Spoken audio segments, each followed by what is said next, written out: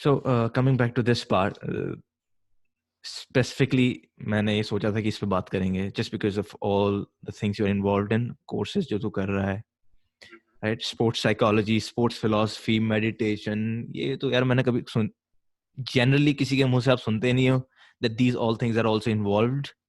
But like, what is sports psychology? Like in a brief, अगर Basically how to train your mind to be an athlete. But the thing is, we can learn a lot from an athlete's brain. Yeah. Because they are extremely resilient. I mean, you played cricket yourself. You know the feeling. Yeah, definitely. You need a mindset. Though not much, but yeah. Yes, you need a mindset. You need to be a strong person to win. And we can learn a lot about like our mindset from sports psychology, basically. And the thing is, let's take my sport, like Olympic weightlifting. I really like it. And I would say it's for me at least 40% psychology. If I don't feel good, even if I'm strong enough, that weight is not coming up because I might have the strength, but I don't have the will. And it's scary, man. Like once you like the weight jumps and you catch it on your shoulders, and it's like a lot of weight you're catching here, and it's scary. And if you're not up to it. If you have less confidence, you're never gonna go under to catch it. And it happened to me so many times where I am sure I can lift the weight. It's just my mindset is not ready. Nice. And in sports psychology, we just study how to be ready for these situations. Yeah. And these are physical situations, we can use the same logic for our day-to-day problems. Yeah. Sometimes I feel like how strong a mindset of an athlete can be. Like if you, for example, a lot of people watch cricket. Maybe do you watch cricket? Not a lot, no. Not a lot. I used to watch cricket, yeah. Yeah. So just to give an example of someone maybe who have followed a lot of cricket, they might know a knock which Gautam Gambhir played once in New Zealand, Napier. So he played from the morning, last day evening till the next day evening, a test match. I mean, like you just need so much mental power just to save that match. Yes. Because right. And if you know about Roger Federer, right? Yeah, of course, yes. How many times he was double set down and then he went on to win the match? Yeah. It's amazing. It's amazing. I mean, like I was doing a little research about it. So it's Djokovic and Nadal. If compared both of them when they were 2 sets down and then went on to win the match, it's 8 or 9. And Roger Federer did it 10 times. Oh my God! So that is something which that's why I wanted to address this topic, like sports psychology. Yes, the mindset of an athlete is very different. If you have the mindset and not the capability, the capabilities will catch up. Like you will get those capabilities, but the mindset comes first. And it's not just for sports; it's for anything. Like as I have another quote now, and the quote is: "It does not matter what weight you lift; only effort matters." And that's true. How much effort you put in a sport. Let's say for me, if I lift, let's say 100 kilograms in squats, it's not going to do anything because the effort is relatively low for me, but for same other person, the effort is high, that 100 kilogram squat, and he is going to grow a lot because of that squat. But for me, I'm going to maybe lose muscle if I keep doing that. So only effort matters. And I think this applies in most things in life. Just only effort matters. If you put your maximum effort, you did your best, only that thing matters. Does not matter what weight you're lifting, what level you're on, if you are a plumber, be the best plumber ever, Yeah, that's what Mike Tyson once said, a quote: whatever you want to be the best at that particular thing. He said, best of your version, try your best and just don't worry about it. Just class is done. Yeah. So if I see the aspects of sports psychology, there are a lot of it, right? So if I see with like performance enhancement, everything is included in sports psychology, right? With all the mental skills, goal setting, and visualization. Very important. Right? And it's mental preparation, concentration, all of this thing. Yes. Right? So if I do all of this thing in a gym, definitely someone would see like, is he trying too much or he's a crazy? Yeah. The But thing is, these things start very slowly. It's not like you do everything, like you make a plan at home, like, okay, this is how much, let's say I want to lose 10 kilograms, right? yeah, And if you are 3,500 calories less is half a kilogram, so 7,000 calories 1 kilogram. So you do the calculation. This is planning, this is visualization, this is goal setting. you yeah, know Now you know what exactly to do, and it's easier once you have the steps. You have this mindset that you just have to follow the steps and you achieve your goal. Like, these are the small things you can do to trick yourself. Like, if yeah, you just go with the flow, it's hard. Like, that's why we humans are so incredible, because we have this ability to plan. you know yeah. So any example you have while you were doing the strength training, which you said, any visualization you might have done, any goal setting, any mental skill preparation? I'll give you an example of mine. For an exercise, I actually failed in this, but what happened is, I used to go to a gym here, and I was training for my clean and jerk.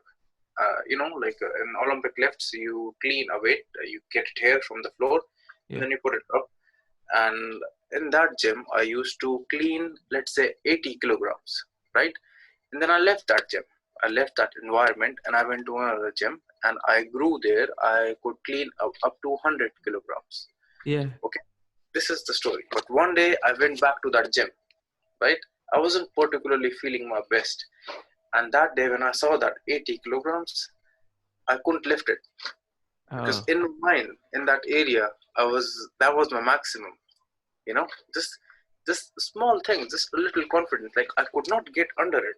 Like, I tried it 6 or 7 times. I failed oh, many times. So this is where your mindset plays the role. Like, some people would just shout and just bring it up, but I have a mind which thinks a lot, which is inside its own mind. Like, it's not outwards, it's more inwards. oh, So okay. I would think, if I'll fail, I'll fail, and yes, I will fail. You know, Right.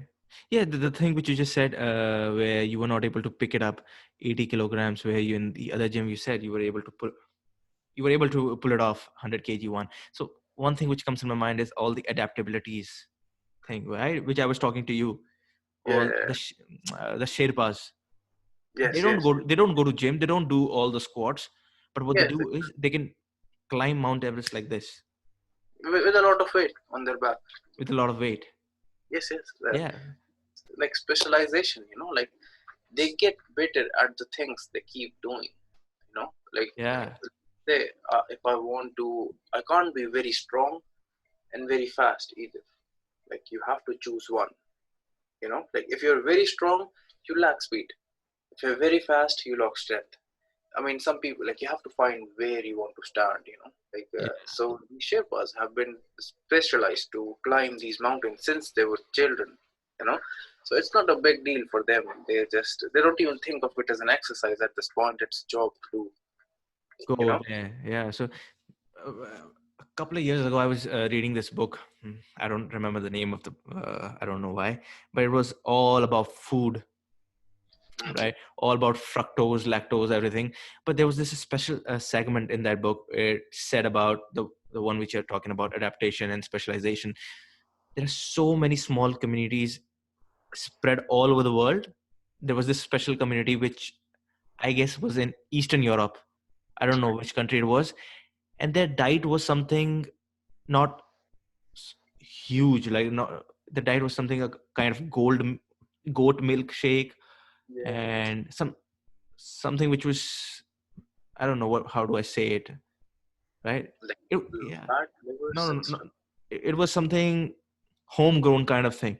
Everything was Uh, homegrown, and the way they were able to pull off exercises, that they were different than us, yeah, right? physical foods, they were stronger. Yes. They were strong. So Thing is, that, I am Eastern Europe now, yeah, and people here are genetically stronger. Their makeup is, their shoulders are wider, narrower waists. It's genetics mostly.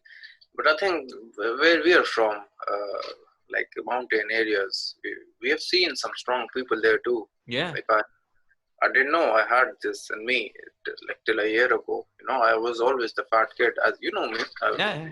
Childhood, I was always that guy, and I discovered it quite recently. And us mountaineers have those genetics too, because we're always, climbing, we're going down, we're used to it, and our Definitely, definitely, ancestors definitely. too. Yeah. So Genetics plays an important role because I don't know whether I started like when I just started my running off.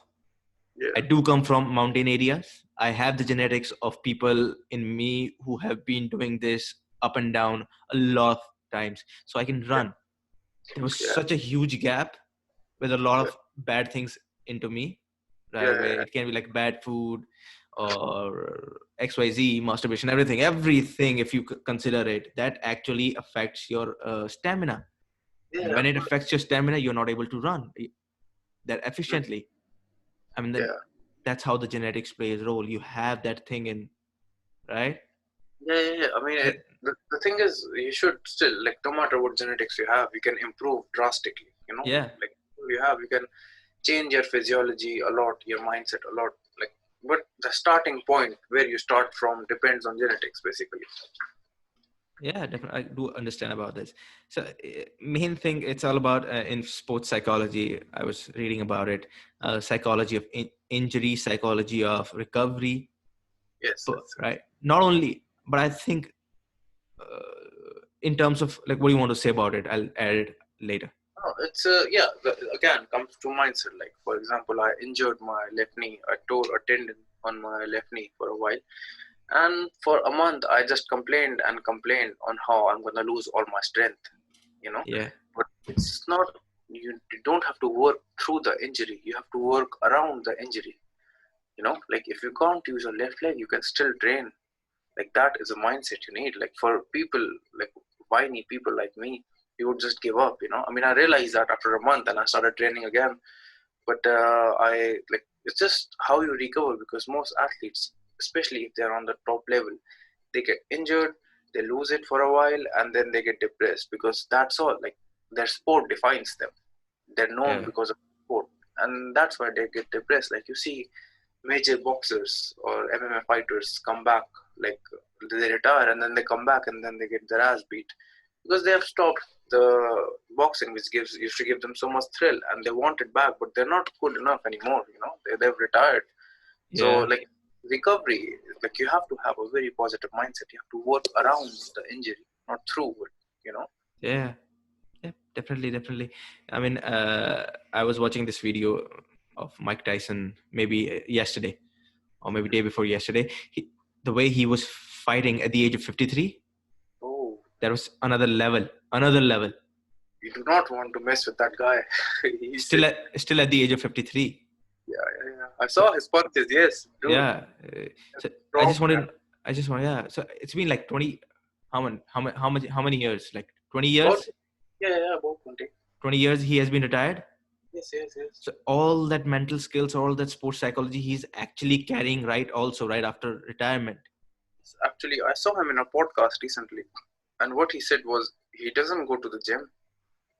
He doesn't exercise, because if he does, he develops this incredible ego and becomes this incredible asshole. Oh, He's like okay. he knows it now, because he has the gift for sure. He is the one of the genetic elites. He's on the top there, and he's like, bro, if I go, I just lose it. I become this animal again. Who wants to just wreck things up. And I mean, he was quite. I mean, he tore someone's ear off, so he Yeah, was kind of neutral. But you know, definitely, definitely. Yeah, it's something which, and how do you connect? Like, how do someone who might be listening does not want to go to gym, but how can he have that sports psychology mentality or the performance enhancement skill mm, while he is working in his 9 to 5 job? If someone mm, say, how would I actually take this all of this thing, mental skills, sports but psychology, recovery, everything, but in a 9 to 5 job? Or maybe you are working in a company, maybe you're working at maybe you're working as a laborer somewhere. How? yeah, yeah. Okay. So sports psychology is, as the name says, it's for athletes, right? Yeah, And we can translate it to normal people in this way. What you can do is think, how are you better? right? Never compare yourself to other people, right? Yeah. Just think how you're better in these three levels: physically, mentally, and spiritually. Right? Okay. It doesn't have to be a drastic change. Let's say you did one push-up today. Start with one, really. Like, there is no shame in starting with one. But in 100 days, you will have done so many push-ups. It's permutation and combination. No, first day one, second day two, third day three, and overall push-ups you will do in 100 days will be incredible. In a Yeah. year, you'll push-up master. So you just start with one, and the thing is improve every day, not drastically. You just have to, as an athlete, you just say, how have I improved in the physical level? On the mental level, what have I learned? And on spiritual level is a different topic. You don't, if you're religious, that depends on those things. But Yeah. physical and mental mostly. Man. And I would say, like, record it, because athletes always record their progress. How much they lifted, how much they ran, and it's recorded. So they have their own number to beat. It's a competition against yourself mostly, Yeah, right? definitely. Record your progress, even it's minuscule. Like, you might never look at it ever, but once you have written it down, you have a number to beat. Definitely, definitely. Yeah, because what I am doing right now is if I get no, how would I say it? For example, I just run a day. I put it on Instagram as a story. Day one. Yeah, A lot of people would think, is he showing off? Or a lot of people would think, why is he doing this? yeah, But there's a thing, right? Even if I'm showing off to people, right? Even if I'm showing off to people, it's the day one. Day two, I have to show off to people. Day three, I yeah, have to show off to people. But it's kind of helping me in yeah. terms Soon you gaining. will get addicted to it. Yes. It'll be addicted. Yeah. So that's how, like, I have visualized it, Mm-hmm. and then the concentration stuff comes in. Then the self talk. No, run, or maybe a music you might be listening to. Yes, actually, one more thing I would like to add on this is our education system has failed us greatly on the exercise science thing, because since childhood, whenever you do something bad and they Yeah. punish you by making you exercise, right? So, but Uh. like, exercise has become a negative thing in our mind. Exercise is punishment. You have to avoid exercise. The more Yeah. you sit inside an AC eating burgers, it's better. You have to chase that, not the exercise. So it has failed us immensely. And anytime you do exercise, you look at it as punishment, not joy. You have to just break that barrier. You look at it as fun. Like, do what you like. If you like to play tennis, do that. Play cricket. Like, it's incredibly important to do that, because brain. You see kids how they learn things. They do physical stuff. You see cats how they learn. They experiment. They jump. They fall. That's how they learn. So Yeah. movement is a great part of our brain. Actually, I'll send you a link of the video. It was a TED talk. You'll post that on the description. Yeah. People, Definitely. I'll put it up in the description. yes, it says the function of the brain, what it is really, and it's just movement. Like, only movement of muscles. That's all the function is required. Movement so you can acquire food and feed yourself. That's all. I mean, we have developed this overlying consciousness because our lives are comfortable and food is available easily. As a collective, we are much more stronger civilization. But only function of brain is this. Like, you see many fishes who, once they find a spot to feed, like, if they can feed from here forever now, it's a big coral reef, they would just stay there and dissolve their own brain for proteins, you know, and they won't have a brain. They'll just become plants. Like, fishes convert to plants if they don't need movement. So movement Oh, is very important. And like, back in the day when you're walking, you need to remember the area of the forest. You need to remember these things. that's Your high. brain Yeah. are always active. So it's very important. And I think our education system has failed us immensely on this. Right now, we do not have any physical activity in our life. So that's what he said, yeah, about fish, how without any movement, fish can become a coral reef.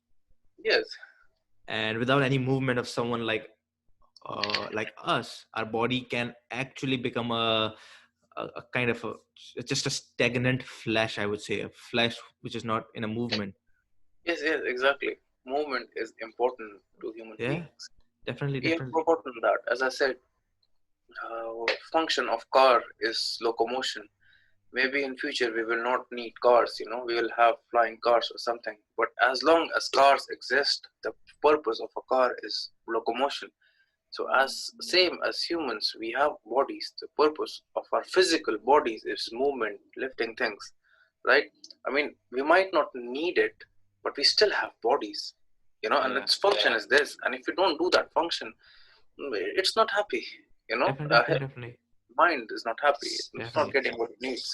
Yeah, definitely. In future, for example, which you just mentioned about flying cars, and even if we have cars of today, at that time, if we do not Yeah, move it, if we do not do some kind of movement with car, definitely car will break down. will Same stop. goes with our body, right? Even if our body Exactly. does not need any kind of movement right now, why would I need any movement? For example, I have car to go to work, or I have car to go to school, college. But yeah, a little bit of running, a little bit of movement. But the problem with the education system in general, which you said, what I hate about is they have created this wedge between sports and studies.